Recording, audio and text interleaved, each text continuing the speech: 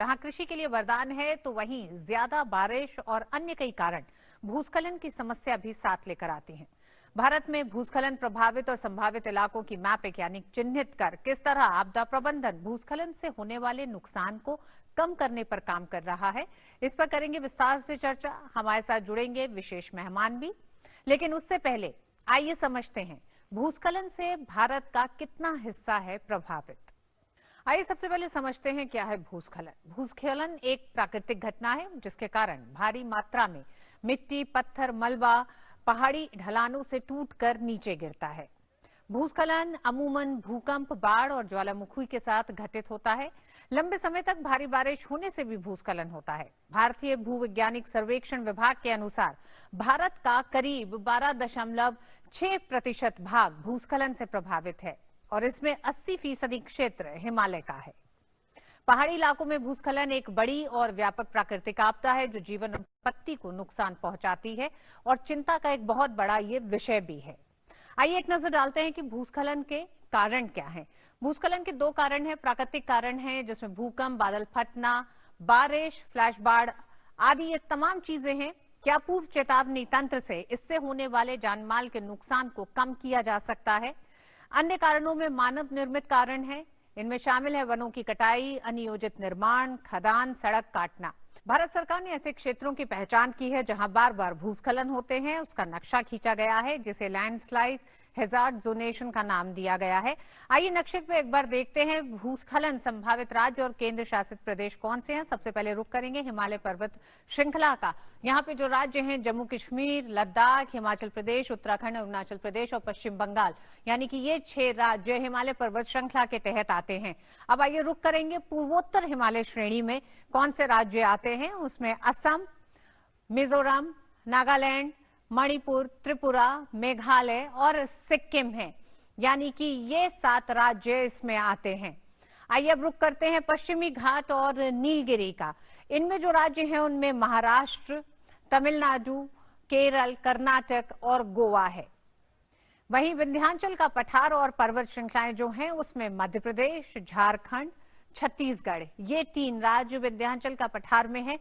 और पूर्वी घाट पर्वत श्रेणी में आंध्र प्रदेश, पुडुचेरी है। तो वहीं द्वीपों की अगर बात करें तो उसमें अंडमान और निकोबार है। यानी कि ये तमाम भारत में चिन्हित किए गए वो राज्य, वो इलाके हैं जहां भूस्खलन की आशंका रहती है और ये भूस्खलन से प्रभावित इलाके हैं। तो आइए आज जानेंगे कि भूस्खलन से निपटने के लिए आपदा प्रबंधन देश में किस तरह से काम कर रहा है। क्या किसी तरह की कोई भविष्यवाणी भूस्खलन की हो सकती है?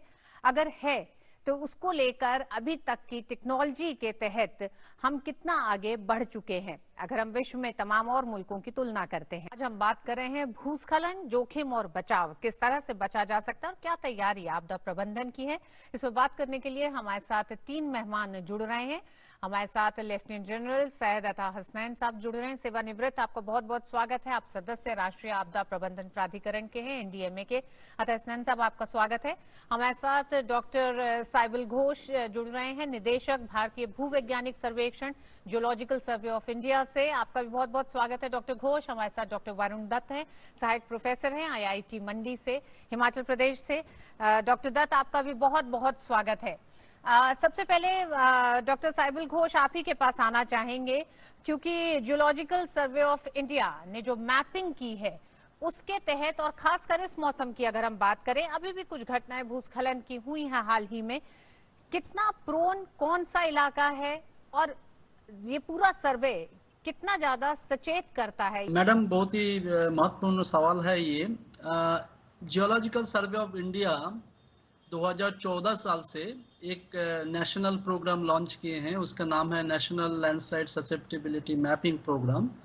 ये जो टोटल हमारा एरिया है भारत का 4.2 lakh square kilometre area in 16 states and 2 union territories, ये एरिया लैंडस्लाइड प्रोन है।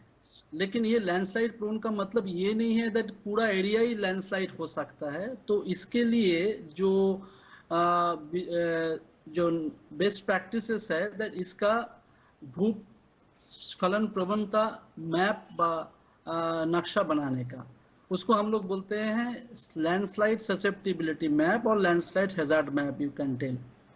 ना वो प्रोग्राम हमारा जो टारगेट था 4.2 लाख स्क्वायर किलोमीटर का, उसका हमारा 85% टारगेट कंप्लीट हो चुका है।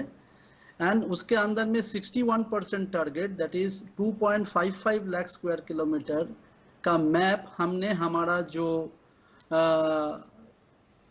पोर्टल है, मैप पोर्टल है, उसमें हमने चढ़ा दिया है for free downloading by users. इसमें 16 स्टेट का है, बट ये जो हमारा 85% काम हो चुका है, खाली हमारा काम बाकी है अरुणाचल प्रदेश में। अरुणाचल प्रदेश थोड़ा बड़ा स्टेट है, इसमें 70,000 स्क्वायर किलोमीटर। इसी काम हम लोग नेक्स्ट 2 इयर्स में कंप्लीट करेंगे। बाकी सब स्टेट का नक्शा तैयार हो चुका है। बाई दिसंबर 2020 ये पूरा नक्शा ऑफ 85% एरिया हमारा पोर्टल में आ जाएगा। ये नक्शा से आपको क्या पता चलता है? ये नक्शा से आपको पता चलता है दैट जमीन में हम लोग इसको 3 भाग में डिवाइड करते हैं, high, moderate and low susceptibility, based on the degree of its proneness. तो आपको पता चलेगा दैट किस एरिया सबसे ज्यादा भूस्खलन प्रवण है और किस एरिया कम भूस्खलन प्रवण है। इसी के माध्यम से एक आइडिया हो जाता है सबको दैट किसी एरिया में हमको ज्यादा और काम करना है। ये जो काम हुआ है ये 50,000 स्केल में हुआ है। इसके बाद आप जिस एरिया में मान लीजिए कोई इंफ्रास्ट्रक्चर डेवलपमेंटल काम करना चाहते हैं, हमको देखना पड़ेगा वो इंफ्रास्ट्रक्चर डेवलपमेंटल काम किस एरिया का पास से जा रहा है या किस एरिया से में हो रहा है। मान लीजिए उस जगह में बहुत ही हाई ससेप्टिबल एरिया है, तो उसमें हमको बहुत ज्यादा ध्यान देना चाहिए। जी डॉक्टर घोष, हमारे साथ अतः हसनैन साहब भी हैं। अतः हसनैन साहब, डॉक्टर घोष ने जिस तरह से बताया है, जो मैपिंग पे जो काम हो रहा है इस समय, वो शायद आपदा प्रबंधन के काम को और आसान कर देता है। तो हम सबसे पहले तो ये जानना चाहेंगे कि 2019 में भारत में अंतर्राष्ट्रीय सम्मेलन हुआ था भूस्खलन, जोखिम, कटौती और स्थिरता, यानी conference on landslides, risk reduction and resilience. ये अपने तरीके का पहला एक कॉन्फ्रेंस, एक सम्मेलन था भारत में। आपदा प्रबंधन की दिशा में अगर पूछे तो कितना काम किया जा चुका है और किस तरह से हम इस जोखिम को कम कर सकने में आज की तारीख में कामयाब दिखाई देते हैं? शुक्रिया, ये बहुत अच्छा सवाल है और मैंने बड़े तफसील से सुना जो अभी घोष साहब ने बताया। ये कोई शक नहीं इसमें कि भारत में जो है सबसे पहले आपदा का मैनेजमेंट, डिजास्टर मैनेजमेंट जो था, वो एक बड़े अनप्रोफेशनल तरीके से किया जाता था। तकरीबन 2001 तक तो ये सिर्फ था कि रिस्पांस के तौर पर देखा जाता था कि जहां आपदा हो गई तो हम अपने रिस्पांस रिसोर्सेज को वहां भेजकर और कुछ राहत वहां पर पहुंचा देते थे।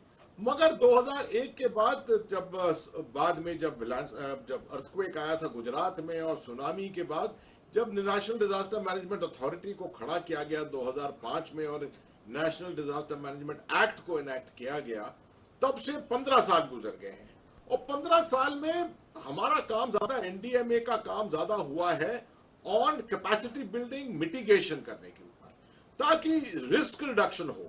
जो आपदा का संभावना है आने होने की, उससे रिस्क जो है जान के ऊपर, माल के ऊपर, उस सब को कम से कम घटाकर रखना। और इसमें जो है लैंडस्लाइड्स का एक बहुत बड़ा हिस्सा होता है इसमें, जैसे आपने कहा, देखो सुना भी, अभी तकरीबन 12% हिस्सा भारत का जो है वो लैंडस्लाइड के चपेट में आ सकता है। सब इलाके नहीं मगर कहीं ना कहीं आ सकते हैं इस तरह से। तो हमारे ये 15 साल में तजुर्बा ये हुआ है कि जितने हैजर्ड हैं, इसके अलावा अर्थक्वेक के हैं और सुनामी का है या फ्लड्स का है, इन सब में इससे पहले कि वो आपदा आए, हमारी कोशिश अब यह है कि आपदा के बारे में अर्ली वार्निंग देना, टेक्नोलॉजिकल मीन से, और पूरी अर्ली वार्निंग देना, पहले मैपिंग करना जिस तरह से अभी इसकी मैपिंग की गई है लैंडस्लाइड्स की, और उसके बाद प्रिडिक्शन करना और खबर पहुंचाना जहां पर पहुंचाना है, ताकि लोगों को इसके बारे में वार्निंग दी जाए समय पर। यह पूरा काम जो है एक तरह से आप समझिए तैयारी का काम होता है, कैपेसिटी बिल्डिंग का काम होता है। उसके बाद जब असर पड़ने वाला है तो उसको मिटिगेशन का काम होता है इसके ऊपर। तो 15 साल में भारत ने बहुत इस पे ऊपर बढ़ोतरी की है और इस तरह के प्रोग्राम्स जो हैं और बहुत ज्यादा बढ़ रहे हैं इस वक्त। टेक्नोलॉजिकल कोऑपरेशन, कोऑर्डिनेशन यूनिवर्सिटीज के साथ, आईआईटीज के साथ, इन सब के साथ ये चीजें हो रही हैं और जीएसआई इटसेल्फ जो है बहुत जबरदस्त काम कर रही है इसके ऊपर। जी अद्वैतानंद साहब, हमारे साथ प्रोफेसर दत्त भी जुड़े हुए हैं। प्रोफेसर दत्त, जब हम बात करते हैं कि इसमें बादल फटना एक बहुत बड़ा कारण रहा भूस्खलन का, और अपने भूगोलिक कारण भी हैं कई, जो तमाम भूवैज्ञानिक कहते हैं, लेकिन क्या इंसानी गतिविधियां भी बहुत कुछ हद तक जिम्मेदार दिखाई देती हैं आपको जब हम भूस्खलन की बात करते हैं? धन्यवाद मैडम, आपने बताया। तो इसमें देखिए ऐसा है कि बहुत नेचुरल कॉजेज हैं जो लैंडस्लाइड को या भूस्खलन को वो करते हैं, इफेक्ट करते हैं।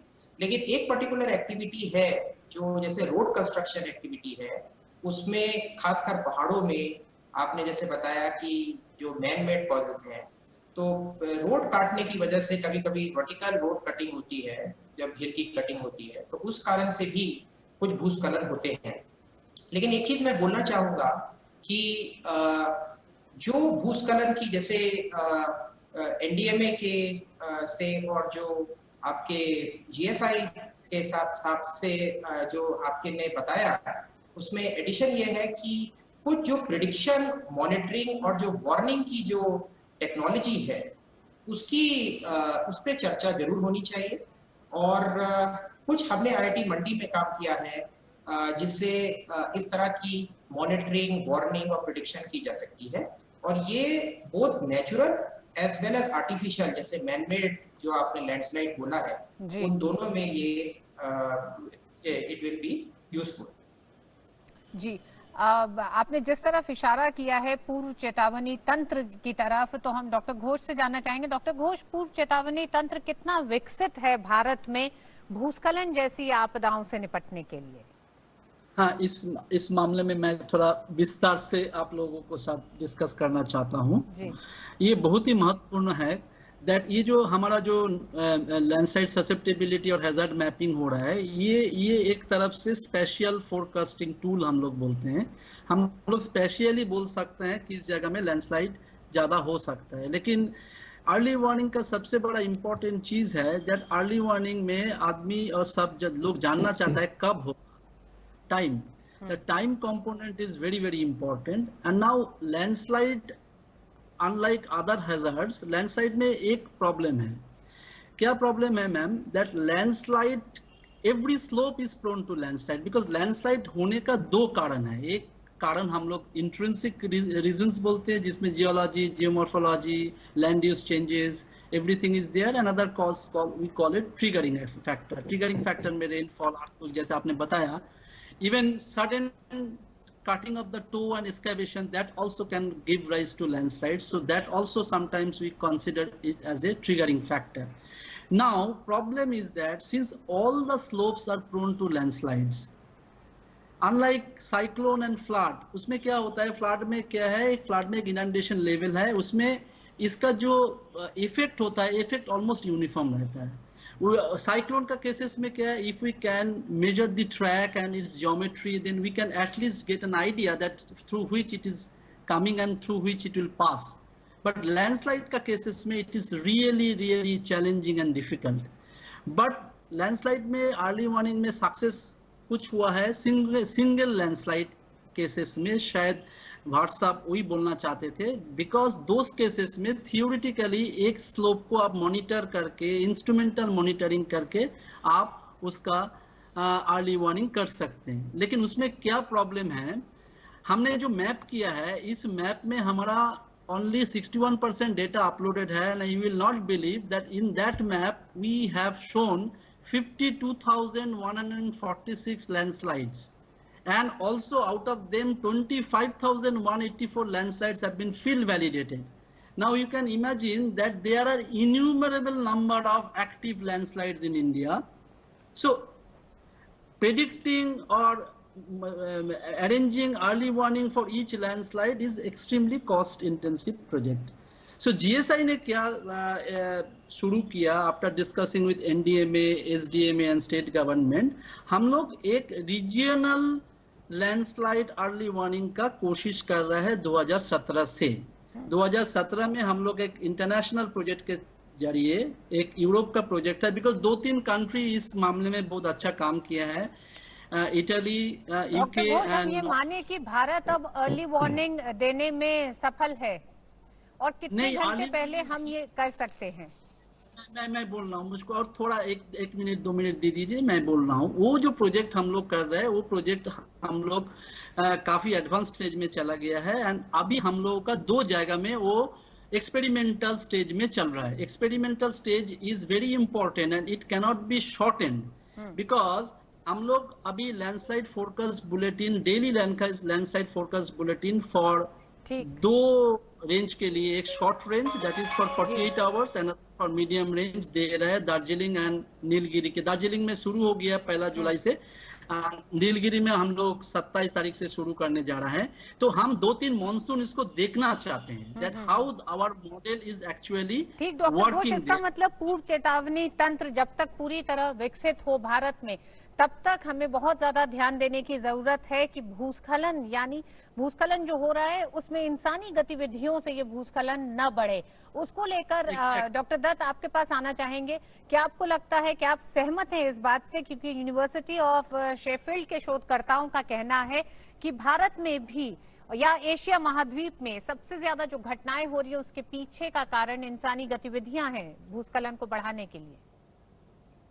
देखिए मैडम, मैं 2 चीजें बोलना चाहूंगा। एक तो जो काम डॉक्टर घोष ने बताया, वो तो यूके और यूनिवर्सिटीज इटली में लोग कर रहे हैं, लेकिन उसपे एक चीज जो हो रही है वो है कन्वेंशनल लैंडस्लाइड मॉनिटरिंग, जिसमें जिस तरह के यंत्र यूज किए जाते हैं, जैसे डॉक्टर घोष ने बोला, वो बहुत ही महंगे हैं, और जैसे उन्होंने बोला उनका स्केल अप बड़ा मुश्किल है, क्योंकि बहुत जगहों पे लैंडस्लाइड होते हैं। तो हमने क्या किया है, हमने एक दूसरी तरीके से लैंडस्लाइड मॉनिटरिंग को करने की कोशिश की है।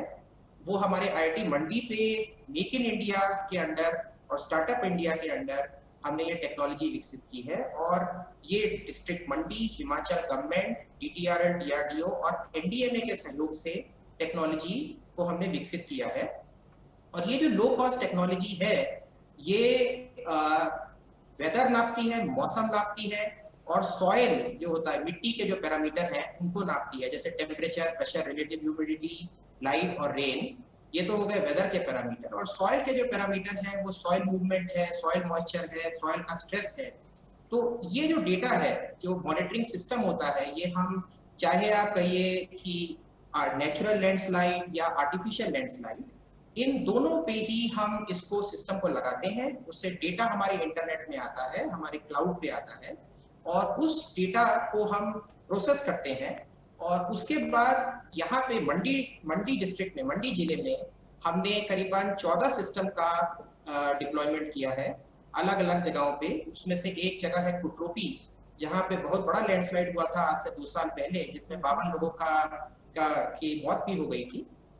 तो इस सिस्टम और इस टेक्नोलॉजी ने ये दिखाया है कि लैंडस्लाइड की वार्निंग जनरेट की जा सकती है रोड पे लोकली, हूटर और ब्लिंकर के थ्रू, और दूसरा ये एसएमएस के थ्रू फोन पे भी वार्निंग दी जा सकती है डिस्ट्रिक्ट डिजास्टर मैनेजमेंट सेल या स्टेट डिजास्टर मैनेजमेंट सेल को। और इसमें एक फायदा ये है कि इस सिस्टम की कॉस्ट कम है, तो इसलिए क्या है कि इस सिस्टम को अगर क्षति भी पहुंचती है लैंडस्लाइड होने के कारण, तो इसको रिपेयर किया जा सकता है। और दूसरा, इसको मास स्केल पे डिप्लॉय भी किया जा सकता है। और ये जरूरी है कि अगर 1000 जगह लैंडस्लाइड होता है तो 1000 जगह हमें ये टेक्नोलॉजी लगानी चाहिए, ऐसा नहीं है। रादर हमें ये जगह आइडेंटिफाई करनी चाहिए एनडीएमए, जीएसआई के एनालिसिस के बेसिस पे, जहाँ पे लैंडस्लाइड एक्टिव हैं और जहाँ पे टेक्नोलॉजीज को यूज किया जा सकता है। मैं एक चीज और बोलना चाहूंगा कि जो हमारे मेन चैलेंजेस हैं, चैलेंजेस देखिए बहुत हैं, क्योंकि जहाँ पे लैंडस्लाइड होते हैं वो कोई दिल्ली जैसी जगह नहीं है, वो पहाड़ी इलाका होता है, वहां पे इलेक्ट्रिसिटी की प्रॉब्लम रहती है। तो आपकी टेक्नोलॉजी सोलर पावर होनी चाहिए। दूसरी, पैकेजिंग की प्रॉब्लम है। देखिए बारिश है, मिट्टी है, और ये सब जो है ये इलेक्ट्रिकल और इलेक्ट्रॉनिक सर्किट के दुश्मन है। तो इसके लिए हम लोगों को इसकी स्टील केसिंग और इसकी स्ट्रेंथ बढ़ानी पड़ती है इस सिस्टम की। और जो तीसरी प्रॉब्लम है वो इंटरनेट की है। जैसे दिल्ली जैसे शहर में इंटरनेट काफी स्ट्रेंथ अच्छी है और सिग्नल अच्छे हैं, लेकिन पहाड़ों में इंटरनेट इतनी अच्छे से नहीं मिलता। तो उसके लिए जिस तरह से हम सर्विसेज को यूज करें, जो कंपनियां इंटरनेट प्रोवाइड करती हैं, टेलीकॉम कंपनियां, उनसे टाई अप करें, जिससे हम बोथ लोकल जहां पे ये सिस्टम लगाया गया है वहां पे वार्निंग दे सकें, और इसके अलावा बिल्कुल जो डॉक्टर दत्त, ये एक ऐसी आपदा है कि जब आप उसके बचाव की तरफ बढ़ते हैं तो वो समस्याएं और बड़ी दिखाई देती हैं, चुनौतियां और बड़ी हो जाती हैं कुछ इलाके की वजह से। और ये जो आपदा जिस तरह की अपने साथ जिन समस्याओं को लेके आती है, लेकिन सुनने में ये बहुत अच्छा लगा कि मेक इन इंडिया जो टेक्नोलॉजी के तहत हम इतने कामयाब हुए हैं कि मंडी में जिस तरह से आपने बताया कि तमाम वो एक तरह से वो यंत्र लगाए गए हैं जो अर्ली वार्निंग दे रही है, और उसका फायदा भी आने वाले समय में बहुत ज्यादा होगा। अतः स्नैन साहब, इन दोनों ही बातों से जो डॉक्टर घोष ने बताया कि एक लंबा समय लगेगा, उनकी अभी रिसर्च चल रही है, उसमें काफी हद तक वो लोग कामयाब रहे हैं, लेकिन आईआईटी मंडी से जो प्रोफेसर दत्त हैं, उन्होंने जो बताया कि किस तरह से अर्ली वार्निंग हो सकती है, वो आपके काम और ज्यादा आसान करती है। आपके लिए किस तरह की चुनौतियां सामने आती हैं? देखिए, इसके बारे में कोई दो शक नहीं है, कोई दो राय नहीं है कि लैंडस्लाइड जो है हमारे तकरीबन स्पेक्ट्रम, जो पूरा स्पेक्ट्रम है हैजर्ड्स का, उनमें तकरीबन सबसे ज्यादा चैलेंजिंग जो है वो लैंडस्लाइड्स है, क्योंकि इसके बारे में प्रेडिक्टेबिलिटी जो है वो बहुत कम होती है। और जैसे आपके दोनों स्पीकर्स ने अभी समझाया कि इसकी टेक्नोलॉजी रिमोट सेंसिंग के साथ, सेंसर्स प्लेसमेंट के साथ, सॉइल टेस्टिंग के साथ, और बाकी रिसर्च एंड डेवलपमेंट जो कर रही है आईआईटी मंडी, आईआईटी रुड़की, बाकी यूनिवर्सिटीज जो कर रही हैं, इससे अभी बहुत स्कोप अभी है इसके बाद आगे बढ़ने का और प्रेडिक्शन के अंदर ज्यादा प्रोग्रेस करने का। हमारे लिए चुनौती सबसे बड़ी यही पड़ती है कि जहां पर ये ऐसे लैंडस्लाइड आने वाले हैं, उसकी अगर हमें अर्ली वार्निंग मिल जाए और कुछ घंटों की भी मिल जाए, तो खबर जो है वो आखिरी इंसान तक कैसे पहुंचाएं, ये सबसे बड़ी चुनौती होती है जी, इसके लिए हमारे पास robust telecommunication systems, last mile connectivity जिसको कहते हैं, वो होना बहुत जरूरी है। और इसके ऊपर बहुत ज्यादा जोर दिया जा रहा है इस वक्त। डीओटी के साथ इसके ऊपर काफी काम किया जा रहा है कि किस तरीके से हम मैपिंग करके और ऐसे इलाकों के अंदर हम बर्स्ट एसएमएस सिस्टम के साथ हर मोबाइल के अंदर एसएमएस का के साधन से एक खबर पहुंचा दें, कि वार्निंग दे दें लोगों को। और इससे और भी ज्यादा महत्व रखता है कि लोगों की समझ को बढ़ाने के लिए आमतौर पे ऐसी वार्निंग जो होती है, लोग जो है उसको बिलीव नहीं करते, उस पर एतबार नहीं करते। लोग समझते हैं ये टेक्नोलॉजी ऐसे ही है और इसके बारे में कोई कुछ खास ऐसी खासियत नहीं है। तो लोगों के अंदर अवेयरनेस बढ़ाना, इंफॉर्मेशन देना, उनको एजुकेट करना, कम्युनिकेट करना, ये हमारी बहुत बड़ी चुनौती बन जाती है। प्राइम मिनिस्टर नरेंद्र मोदी जी ने एक 10 पॉइंट का प्रोग्राम बनाया है, 2016 में इसको अनाउंसमेंट किया गया था डिजास्टर मैनेजमेंट के बारे में। इसके अंदर ज्यादातर पॉइंट देखें तो आप technology, local information, local best practices के ऊपर बहुत ज्यादा एम्फेसिस दिया हुआ है। और खास तौर पे ये जो मेक इन इंडिया की बात हम कर रहे थे कि कैसे इन टेक्नोलॉजीज को हम अपने नेटवर्क्स के थ्रू, अपनी ही आईआईटीज और अपनी यूनिवर्सिटीज के थ्रू इस टेक्नोलॉजी को कैसे बढ़ाया जाए, जीएसआई के साथ कैसे लिंक किया जाए, ये सब काम एनडीएमए का होता है कि कैसे पॉलिसीज को, किस तरह से टेक्नोलॉजी को बढ़ाना, किस तरह से कम्युनिकेशन को बढ़ाना, और जब एक दफे वार्निंग मिल जाए उसके बाद किस तरीके से कम्युनिकेट करके और राहत पहुंचाना, एनडीआरएफ को साथ में रखना, एनडीआरएफ से रिस्पॉन्स करना, पूरा रिस्पॉन्स सिस्टम बनाना, इसके अंदर बेहद चुनौतियां होती हैं। मैं समझता हूं कि ये एक ऐसा इलाका है लैंडस्लाइड्स का खास तौर पे, जिसके ऊपर हमें बहुत ज्यादा और अहमियत इसको देकर और फोकस करना पड़ेगा।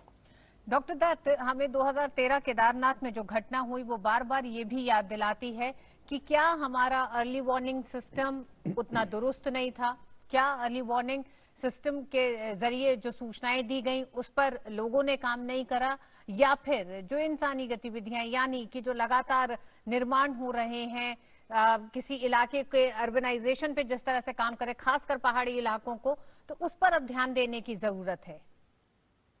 बिल्कुल मैडम, आपने सही बोला है। इसमें देखिए एक चीज है कि जो कन्वेंशनल लैंडस्लाइड मॉनिटरिंग टेक्निक्स हैं और जो फिजिकल मॉडल्स हैं वो अभी तक यूज किए जा रहे थे, लेकिन अभी फिलहाल लास्ट 3 साल में मशीन लर्निंग और जो आर्टिफिशियल इंटेलिजेंस का जो रूप चला है, उस कारण से हम लोगों ने इस सिस्टम की कॉस्ट कम करने की कोशिश की है। और दूसरा, एआई और एमएल, जो आर्टिफिशियल इंटेलिजेंस और मशीन लर्निंग जिसको कहते हैं डेटा साइंस, उसका योग करके, उसका उपयोग करके हमने प्रिडिक्शंस और वार्निंग को भी जनरेट करने की कोशिश की है। और इसमें देखिए एक फायदा ये है कि ये जो डेटा साइंस है और ये जो अप्रोच है, ये डेटा सेंट्रिक है। ये फिजिक्स के प्रिंसिपल्स के तहत ये कंस्ट्रेंट नहीं है। तो इसका मतलब ये है कि अगर कोई कोरिलेशन है, जैसे बारिश होना, उसके बाद उसके 2 घंटे बाद कोई भूस्खलन या लैंडस्लाइड होना, तो ये चीजें जो रिलेशनशिप्स हैं, ये टेक्नोलॉजी पकड़ लेती है। अब इसमें जरूरत क्या है? जरूरत ये है कि हमारे केंद्र सरकार, हमारे प्रदेश की सरकारें, इन जहां जहां लैंडस्लाइड होते हैं, जिन जिन जगहों पे लैंडस्लाइड होते हैं, नॉर्थ ईस्ट में, नॉर्थ में, हिमाचल में, वेस्टर्न घाट्स में और माउंटेन्स में, वहां पे इस टेक्नोलॉजी को यूज करें। उसके साथ मैं एक चीज और कहूंगा कि जो सैटेलाइट बेस्ड मेथड है, जिसकी डॉक्टर घोष और डॉक्टर अता भी बात कर रहे थे, उसको हम इस टेक्नोलॉजी के कंजंक्शन में यूज कर सकते हैं। देखिए सैटेलाइट बहुत अच्छी चीज है क्योंकि वो रीजनल स्केल पे देख सकता है और उसका एरिया ज्यादा जी बिल्कुल। देख सकता है। तमाम एक चीज केंद्र की उसमें है एजेंसियां और राज्य की एजेंसियां, साथ ही साथ आईआईटी मंडी ने जिस तरह से जो प्रयोग करे हैं, जो यंत्र एक तरह से विकसित करे हैं, जो अर्ली वार्निंग दे रहे हैं भूस्खलन से जुड़ी घटनाओं की, मौसम के बदलने की संभावनाओं, आशंकाओं की, वो सबसे पहले हमें ये बताता है कि किस तरह से अब इस पे काम करना आसान है उन एजेंसीज के लिए जो भूस्खलन से होने वाले नुकसान को कम करने की दिशा में लगातार काम करनी है, और उसमें एनडीएमए की एक बड़ी भूमिका है। बहुत बहुत शुक्रिया आप तीनों ही मेहमानों का हमारे साथ जुड़ने के लिए। जनरल एसएन आपका भी, और डॉक्टर दत्त आपका, डॉक्टर घोष आपका भी, कलकत्ता से हमारे साथ जुड़ने के लिए इस कार्यक्रम में, और लोगों को ये जानकारियां देने के लिए कि उनके लिए भी बहुत ज्यादा जरूरी है जब उन्हें इस तरह के भूस्खलन या मौसम के बदलने की कोई अर्ली वार्निंग या फिर चेतावनी मिलती है तो उस पे आगे किस तरह से काम किया जाए। तमाम उन दिशा निर्देशों का पालन करना और क्या करना है क्या नहीं करना है लगातार एनडीएमए आपको बताता है, उस पर काम करने की जरूरत है। इस कार्यक्रम में बस इतना ही, मुझे दीजिए इजाजत, नमस्कार।